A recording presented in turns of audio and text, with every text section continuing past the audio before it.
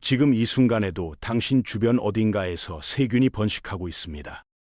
그런데 그게 그나마 다행인 거예요. 왜냐면 당신이 중세 도시에 살았다면 세균 따위는 걱정할 겨를도 없었을 테니까요. 길바닥에는 사람과 동물의 배설물이 뒤섞여 있고, 이웃집에선 원인 모를 병으로 사람이 죽어나가고, 병원에 가면 오히려 더 빨리 죽는 세상. 그게 바로 중세 도시의 일상이었습니다. 전쟁터보다 무서운 건 사실 도시 한가운데였거든요. 오늘은 그 시대를 살았다면 당신을 죽였을지도 모를 질병들을 하나씩 꺼내볼 겁니다. 역사 이야기가 아닙니다. 인간이 얼마나 오랫동안, 얼마나 처참하게 무지 속에서 살아왔는지에 대한 이야기입니다. 나병이라는 단어를 들으면 대부분 그냥 피부병이겠거니 하고 넘깁니다. 그런데 실제로 이 병이 어떻게 진행되는지 알면 그냥 넘기기가 어려워요. 나균이라는 박테리아가 몸속에 들어오면 피부에 반점이 생기고 신경이 서서히 망가지기 시작합니다. 손가락이 감각을 잃고 눈이 흐려지고 결국 팔다리가 제 기능을 못하게 되는 거죠. 그런데 이 병의 가장 무서운 점은 속도입니다. 너무 느려요. 증상이 겉으로 드러나기까지 수십 년이 걸리기도 했거든요. 본인도 모르는 사이에 병이 깊어지는 겁니다. 12세기 이후 비잔틴 제국과 서유럽 전역에서 나병은 흔한 병이 됐습니다. 십자군 원정을 다녀온 병사들, 여기저기 떠도는 순례자들이 병을 옮기고 다녔거든요. 문제는 당시 사람들이 이 병의 원인을 전혀 몰랐다는 겁니다. 그러니 치료 대신 격리를 선택했죠. 도시 외곽에 나병 수용소를 만들고 환자들을 거기 몰아넣었습니다. 교회가 자선 사업이라며 세운 시설이었지만 사실상 사회에서 추방하는 거였어요. 구약 성경 레위기에는 나병 환자는 불결하다고 적혀 있었습니다. 그 한 줄이 사람의 운명을 바꿨어요. 환자는 마을에 들어오지 못했고 사람들과 어울리지 못했으며 죽어서도 일반인과 같은 땅에 묻히지 못했습니다. 살아서도 죽어서도 철저히 혼자였던 거죠.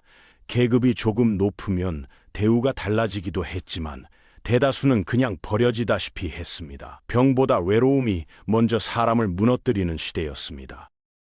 1347년 가을, 이탈리아 시칠리아 항구에 배 한 척이 들어왔습니다. 그런데 갑판 위 선원들 대부분이 이미 죽어 있었어요. 살아있는 사람들도 온몸에 검은 혹이 솟아 있었고 피를 토하며 신음하고 있었죠. 항구 관리들은 배를 즉시 돌려보냈습니다. 하지만 이미 늦었어요. 그 배가 가져온 건 화물이 아니라 흑사병이었거든요. 페스트균을 품은 벼룩이 쥐에 올라탔고 쥐는 배에 숨어들었으며 배는 유럽 곳곳에 항구를 돌았습니다. 인류 역사상 가장 치명적인 전염병의 시작이었습니다.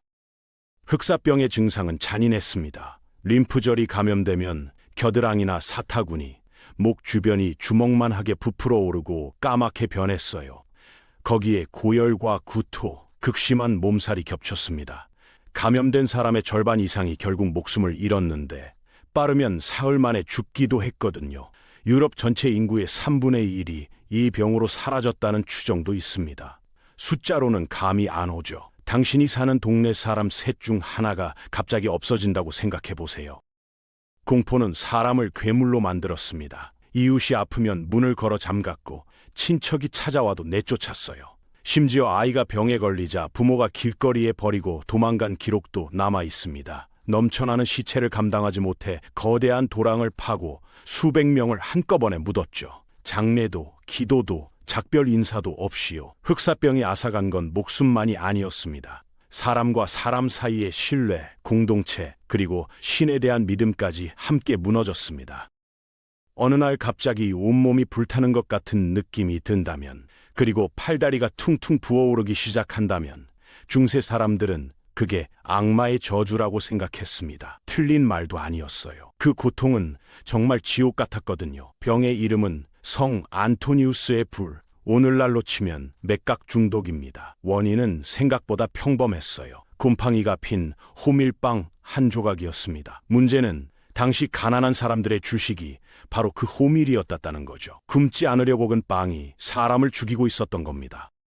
맥각균이 몸속에 들어오면 처음엔 피부에 붉은 반점이 올라옵니다. 그 다음엔 팔다리가 부어오르면서 불에 지지는 듯한 통증이 시작돼요. 거기서 끝이 아닙니다. 감염자들은 악마와 싸우는 환각을 보고 발작을 일으키고 정신을 잃기도 했습니다. 그리고 병이 극도로 악화되면 손가락이, 발가락이, 귀가 심하면 팔 전체가 썩어서 몸에서 떨어져 나갔어요. 살아있는 채로요. 이 장면을 목격한 사람들이 악마의 소행이라고 믿은 건 어쩌면 당연한 일이었습니다. 서기 944년 프랑스에서만 한 해 동안 4만 명이 이 병으로 사망했습니다. 전쟁도 아니고 단지 빵을 먹었을 뿐인데요. 이후 유럽 곳곳에 피해자들을 수용하는 수도원 병원이 세워졌지만 정작 병의 원인을 알지 못하니 치료는 기도와 안정이 전부였습니다. 가난할수록 더 자주, 더 많이 걸렸고 걸릴수록 더 가난해졌어요. 중세의 빈곤은 단순히 돈이 없는 게 아니라 언제 썩어 문드러질지 모르는 빵을 먹어야 하는 공포와 함께였습니다. 기침이 멈추지 않습니다. 처음엔 그냥 감기겠거니 했는데 열이 내려가질 않아요. 가래에 피가 섞여 나오기 시작하고 몸은 점점 말라가죠. 중세 사람들은 이 병을 소모성 질환이라고 불렀습니다. 몸이 서서히 소모되어 없어진다는 뜻이에요. 오늘날의 결핵입니다. 비좁고 불결한 도시에 사람들이 다닥다닥 붙어 살았으니 공기 중으로 퍼지는 이 병은 가난한 사람들 사이에서 걷잡을 수 없이 번졌습니다. 당시엔 왜 걸리는지도 어떻게 막는지도 아무도 몰랐거든요. 결핵균이 목의 림프절을 침범하면 목 주변에 혹처럼 부풀어 오르는 증상이 나타났는데 이걸 따로 연주창이라고 불렀습니다. 그런데 이 연주창에 붙은 또 다른 이름이 있었어요. 왕의 병이었습니다. 왜냐고요? 왕이 손으로 만지면 낫는다고 믿었거든요. 실제로 11세기 영국의 에드워드 참회왕과 프랑스의 필립 1세는 연주창 환자들을 직접 어루만지는 공식 의식을 거행했습니다. 수천 명의 환자가 왕의 손길을 받으러 줄을 섰어요. 물론 아무도 낫지 않았습니다. 그래도 의식은 계속됐어요. 왕의 손길을 받은 환자에게는 금화 부적을 나눠줬는데 병이 나았다는 증표였습니다. 실제로는 병이 그대로인데 나은 척 해야 하는 상황이었던 거죠. 역설적이게도 당시 사람들은 결핵이 전염된다는 사실을 어렴풋이 알고 있었습니다. 알면서도 왕 앞에 줄을 섰던 거예요. 기적에 대한 믿음이 공포를 이겼던 시대, 그게 중세였습니다. 부유하면 병을 피할 수 있을 거라고 생각하기 쉽습니다. 좋은 음식을 먹고 깨끗한 곳에 살고 하인이 알아서 챙겨주니까요. 그런데 중세에는 그게 통하지 않는 병이 있었습니다. 이질이었어요. 피가 섞인 배설물을 쏟아내는 이 병은 귀족이든 농민이든 수도사든 병사든 가리지 않았습니다. 오염된 물 한 모금, 씻지 않은 손 하나면 충분했거든요. 중세 도시의 위생 상태를 생각하면 사실 안 걸리는 게 더 이상한 일이었습니다. 투르의 주교였던 성 마르티노는 자신이 이질에 걸렸을 때 고통이 너무 심해서 살아남을 희망을 완전히 포기했다고 직접 글로 남겼습니다. 주교도 그 정도였으니 일반 시민들은 오죽했을까요? 이질은 심한 혈성설사와 고열, 극심한 탈수를 동반했고 제때 치료받지 못하면 며칠 만에 사람을 죽였습니다. 문제는 당시엔 정확한 원인조차 몰랐다는 거예요. 뭔가 잘못 먹어서 생기는 병이라는 정도만 알았을 뿐 박테리아나 기생충이라는 개념 자체가 없었습니다. 15세기 이탈리아의 학자 지롤라모 사보나롤라는 이질이 한 집안을 넘어 마을 전체로 퍼지며 어린아이부터 노인까지 가리지 않는다고 기록했습니다. 꼼꼼한 관찰이었죠. 그런데 그 관찰을 기록한 바로 그 사람이 1495년에 이질에 심하게 걸려 드러눕고 말았습니다. 아는 것과 피하는 것은 전혀 다른 문제였던 거예요. 중세에서 이질은 그냥 삶의 일부였습니다. 언제 걸릴지 모르는, 걸리면 운에 맡겨야 하는 그런 병이었죠. 아프면 병원에 가야죠. 당연한 말입니다. 그런데 중세에는 이 당연한 행동이 오히려 목숨을 재촉하는 선택이었습니다. 중세 병원은 치료하는 곳이 아니라 여러 환자들이 한 공간에 뒤엉켜 서로의 병을 나눠 갖는 곳이었거든요. 환기도 안 되고 소독도 없고 침대 하나를 두 명이 같이 쓰는 일도 흔했습니다. 폐렴으로 들어갔다가 이질까지 얻어 나오는 게 당연한 시대였어요. 병원이 병을 만들어내고 있었던 겁니다. 더 황당한 건 당시 의사들의 믿음이었습니다. 상처에서 고름이 나오면 좋은 신호라고 생각했거든요. 훌륭한 고름 이론이라고 불렸는데 고름이 생겨야 병이 낫는 과정이라는 논리였습니다. 그러니 상처에서 고름이 저절로 안 나오면 어떻게 했을까요? 의사가 직접 도구로 상처를 후벼 파서 억지로 농양을 만들었습니다. 치료한다고 한 행동이 감염을 키우고 통증을 더하고 환자를 더 빠르게 죽음으로 몰아가고 있었던 거예요. 그 시대에도 제정신인 의사가 한 명 있었습니다. 13세기 프랑스 외과 의사 앙리 드 몽드빌이었어요. 그는 상처를 청결하게 유지하고 바로 봉합해야 한다고 주장했습니다. 고름을 일부러만 만들 필요가 없다고요. 동료 의사들은 그를 미치광이 취급했어요. 몽드빌은 소독제로 와인을 쓰라고도 권장했는데 수술이 실패하더라도 환자와 의사 모두 취해서 덜 신경 쓰게 된다는 현실적인 이유도 덧붙였습니다. 우프지만 그게 당시로선 가장 합리적인 의학이었습니다.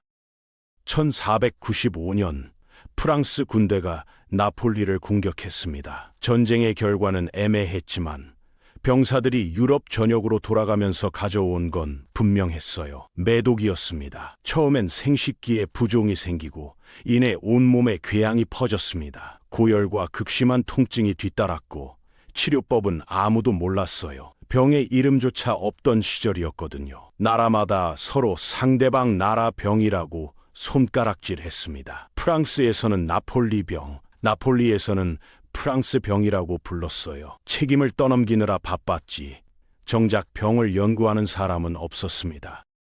그 와중에 스페인 의사 가스파르 토렐라가 매독에 관한 논문을 썼습니다. 생식기에 먼저 증상이 나타난 뒤 다른 부위로 퍼진다는 걸 정확히 짚어냈어요. 당시로선 꽤 정밀한 관찰이었습니다. 그런데 이 논문에는 특별한 헌정사가 붙어 있었어요. 토렐라가 이 책을 바친 사람은 다름 아닌 체자레 보르지아였습니다. 당대 이탈리아를 쥐락펴락하던 군사 지도자이자 정치가였죠. 왜 그에게 헌정했을까요? 이유는 단순했습니다. 보르지아 본인이 매독에 걸려 고통받는 모습을 보고 토렐라가 연구를 시작했거든요. 체자레 보르지아라는 이름은 원래 권력과 야망의 상징이었습니다. 마키아벨리가 군주론을 쓰면서 모델로 삼은 인물이기도 했어요. 그런데 역사는 그를 매독 환자로도 기억합니다. 위대한 이름 옆에 성병이라는 꼬리표가 영원히 붙어버린 거죠. 토렐라의 논문 덕분에 매독은 처음으로 독립적인 질병으로 기록됐지만 치료법은 여전히 없었습니다. 수은을 바르거나 먹는 방식이 쓰였는데 매독보다 수은 중독으로 먼저 죽는 경우도 적지 않았어요. 천연두는 수천 년 동안 인류 곁을 떠나지 않았습니다. 중세에 접어들면서 발병률이 조금 줄긴 했지만 완전히 사라진 건 아니었어요. 마치 단종된 줄 알았던 메뉴가 불쑥 다시 돌아오는 것처럼 병균은 사라지지 않고 틈만 나면 다시 퍼졌습니다. 14세기쯤 되면 오랫동안 노출된 덕분에 일부 성인들은 자연 면역이 생겼어요. 하지만 면역이 없는 어린이들과 젊은 성인들에게 천연두는 여전히 치명적이었습니다. 한번 유행이 시작되면 마을 하나가 통째로 쑥대밭이 되는 건 시간 문제였어요. 서양이 천연두 앞에서 속수무책이던 시절, 이미 9세기 이슬람 세계에서는 뛰어난 학자가 이 병을 파고들고 있었습니다. 알라지였어요. 그는 당시 의사들이 하나로 묶어 처리하던 천연두와 홍역을 처음으로 구분해냈습니다. 발열, 등 통증, 불안한 수면, 피부 염증, 끈적한 침, 무기력함. 천연두의 진행 과정을 단계별로 정밀하게 묘사했어요. 홍역은 상대적으로 덜 심각하다는 것도 짚어냈습니다. 1000년 전 기록이라고 믿기 어려울 만큼 정확했어요. 문제는 치료법이었습니다. 알라지가 권장한 방식은 환자를 천으로 칭칭 감싸고 피부를 문지르고 뜨거운 스팀을 쐬고 강제로 장을 비우고 피를 뽑아내는 것이었어요. 지금 기준으로 보면 환자를 더 괴롭히는 행위에 가깝습니다. 하지만 당시엔 그게 최선이었어요. 천연두를 막을 진짜 백신이 나오기까지는 아직 1000년이라는 시간이 남아 있었거든요. 알라지의 진단은 탁월했지만 치료는 시대의 한계를 벗어나지 못했습니다. 아는 것과 고치는 것 사이의 간극이 그만큼 컸던 시대였어요. 중세의 아이로 태어나는 건 그 자체로 도박이었습니다. 태어났다고 해서 살아남는다는 보장이 없었거든요. 역사가들은 중세의 영아 사망률이 평균 20%에서 최고 50%에 달했을 것으로 추정합니다. 아이 둘 중 하나가 어른이 되기 전에 죽었다는 뜻이에요. 스코틀랜드 에버딘의 한 공동묘지에서 발굴된 유골을 분석했더니 매장된 사람의 53%가 6세 미만이었습니다. 릴리스고 지역은 무려 58%였어요. 숫자가 아니라 이름이 있는 아이들이었다는 걸 잊으면 안 됩니다. 아이들을 죽인 건 한 가지 병이 아니었습니다. 백일해와 디프테리아 같은 호흡기 질환이 비좁은 마을을 휩쓸었고 아이들은 서로 어울려 놀면서 병균을 사방에 퍼뜨렸어요. 면역력이 약한 아이들은 어른보다 훨씬 빠르게 쓰러졌습니다. 거기다 가난이 더해졌어요. 굶주린 어머니가 모유 수유를 비정상적으로 길게 이어가면서 철분 결핍이 심각해졌고 이는 어머니와 아이 모두의 건강을 돌이킬 수 없이 망가뜨렸습니다. 병과 가난이 서로를 키우며 아이들을 집어삼키고 있었던 거예요. 더 가슴 아픈 건 죽은 뒤의 이야기입니다. 세례를 받지 못한 채 숨진 영아는 기독교 공동묘지에 묻힐 자격조차 없었어요. 장례도 기도도 이름을 새긴 비석도 없이 그냥 땅에 묻혔습니다. 태어나서 죽었다는 흔적조차 남기지 못한 채로요. 그래서 정확한 통계를 내기도 어렵습니다. 연약한 아기의 뼈는 빠르게 흙으로 돌아가거든요. 중세의 아이들은 살아서도 죽어서도 철저히 기록밖에 있었습니다. 존재했지만 존재하지 않았던 것처럼요. 병이 나면 원인을 알고 싶은 건 인간의 본능입니다. 중세 사람들도 마찬가지였어요. 그런데 그들이 찾아낸 답이 문제였습니다. 몸속의 체액이 불균형해서 병이 생긴다는 거였거든요. 혈액, 점액, 황담즙, 흑담즙 이 네 가지가 완벽한 균형을 이뤄야 건강하다고 믿었습니다. 고대 그리스에서 넘어온 이론이었는데 중세 의사들은 이걸 의심 없이 받아들였어요. 덕분에 흑사병도 결핵도 이질도 전부 체액 불균형 탓이 됐습니다. 원인이 하나니 치료법도 하나였어요. 체액의 균형을 맞추는 방법은 여러 가지였습니다. 식단을 조절하고 기후 좋은 곳에서 요양하고 약초를 먹고 운동을 했어요. 그런데 가장 확실한 방법이 따로 있었습니다. 피를 뽑아내는 사열이었어요. 혈관을 그어 피를 빼내면 체액의 균형이 돌아온다고 믿었거든요. 흑사병 환자에게도 통풍 환자에게도 산모에게도 사열을 했습니다. 병의 종류는 달라도 치료법은 항상 같았어요. 몸이 이미 약해진 사람에게서 피까지 뽑아내니 치료받다가 죽는 일이 비일비재했습니다. 1163년 교회가 성직자들의 사열 시술 참여를 금지하자 그 역할을 이발사 외과의들이 넘겨받았습니다. 머리도 깎고 피도 뽑는 맞는 직업이었던 거예요. 당시 이발소 앞에 걸린 빨간 줄무늬 기둥이 바로 사열을 상징하는 표시였습니다. 오늘날 미용실 앞에서 여전히 볼 수 있는 그 기둥이에요. 중세 사람들은 머리를 다듬으러 갔다가 자연스럽게 팔뚝 정맥도 열었습니다. 지금 우리 눈엔 황당하지만 그들에겐 그게 가장 과학적인 의학이었어요. 문제나 확신의 얼굴을 하고 있었습니다. 나병, 흑사병, 맥각 중독, 결핵, 이질, 매독, 천연두 오늘 살펴본 병들은 전부 실제했고 전부 사람을 죽였습니다. 그런데 더 무서운 건 병 자체가 아니었어요. 병 앞에서 인간이 얼마나 무력했는지, 그리고 그 무력함을 얼마나 확신에 찬 얼굴로 포장했는지였습니다. 고름이 나와야 낫는다고 믿었고, 왕의 손길이 결핵을 고친다고 믿었고, 피를 뽑아내면 흑사병이 달아난다고 믿었어요. 틀린 믿음이 사람을 살리지 못했습니다. 오히려 더 빠르게 죽였죠. 오늘 우리가 당연하게 누리는 것들, 손을 씻고 상처를 소독하고 백신을 맞는 이 평범한 행동들이 수백 년의 시행착오와 수많은 죽음 위에 세워진 것임을 기억해야 합니다. 중세는 단순히 먼 옛날 이야기가 아니에요. 무지가 확신이 되고 확신이 치료가 되고 치료가 죽음이 되는 구조는 지금도 얼마든지 반복될 수 있거든요. 중세 도시의 끔찍한 위생과 질병이 우리에게 던지는 진짜 질문은 바로 이겁니다. 지금 우리가 확신하는 것들 중에 훗날 황당하다고 밝혀질 것은 과연 무엇일까요? 여기까지 오늘 준비한 영상은 끝났습니다. 다음 시간에 다른 영상으로 찾아뵙겠습니다. 감사합니다.